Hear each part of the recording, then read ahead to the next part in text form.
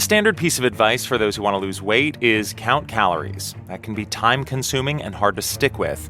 Well, a new study suggests you can get the same results with a simpler approach, intermittent fasting. NPR's Will Stone reports. One of the most common forms of intermittent fasting is to simply limit the amount of time you eat during the day, usually to about 6 to 8 hours. Research has found this can help people lose weight over the course of a few months because they end up eating less. But Krista Verity says it wasn't clear just how well this worked over a longer stretch of time. Verity is a professor of nutrition at the University of Illinois, Chicago. We really wanted to see, can people lose weight with this over a year? Can they maintain the weight loss? So they recruited 90 adults with obesity from the Chicago area and then randomly assigned them to 3 groups. One could only eat between noon and 8 p.m., another had to count calories and cut their daily intake by 25%, and the last didn't make any changes to their eating.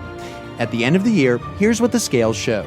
You can basically achieve the same amount of energy restriction by just, counting time instead of counting calories. So both groups reduced their energy intake by about 400 calories per day. And both groups lost, on average, about 5% of their body weight.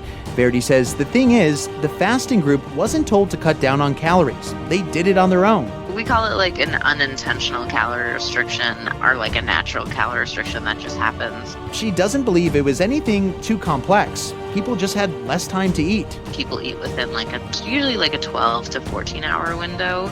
So all we're doing is cutting out around 6 hours. Mainly we're cutting out I think after dinner snacks, honestly. She says they settled on noon to 8 p.m. because people generally like to eat later in the day when they fast. Dorothy Sears directs clinical and community translational science at Arizona State University.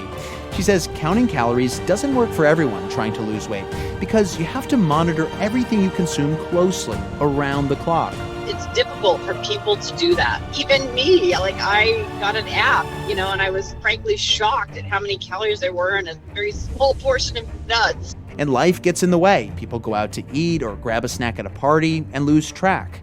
Sears says the take-home from this research is that time-restricted eating can be an easy alternative to counting calories. We don't have to arm wrestle which is the better one. But I think we do need to test whether it's effective. And I think this study is showing, it's effective. And people kept at it. Those who only ate between noon and 8 p.m. were able to do it about 90% of the time in the study.